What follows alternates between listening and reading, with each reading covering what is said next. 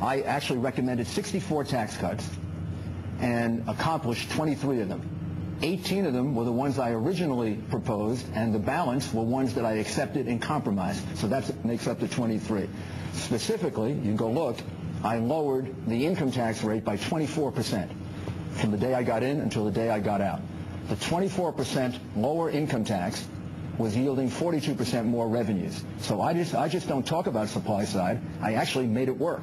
I lowered the hotel occupancy tax by 34%, and we were making $200 million more on the lower tax than on the higher tax. I lowered the sales tax. The overall tax burden on New Yorkers was reduced by 17% by the time I left office. It was the largest tax cut ever done in the history of the city. It was the largest tax cut done in government anywhere in the 1990s, including all city, all state, all at the federal level, because the federal level raised taxes during that period.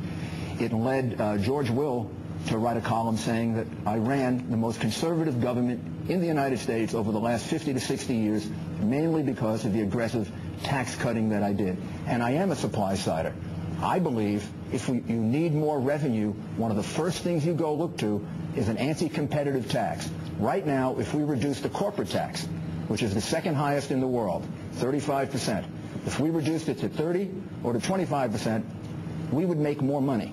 And the Bush tax cuts did the same thing. The Bush tax cuts are now yielding the United States government more money than we were getting when we had the higher tax. So everyone has their record to look to. We have all different pluses and minuses. But from the point of view of being a tax cutter, I had the best record of anyone in government in the 1990s in cutting taxes.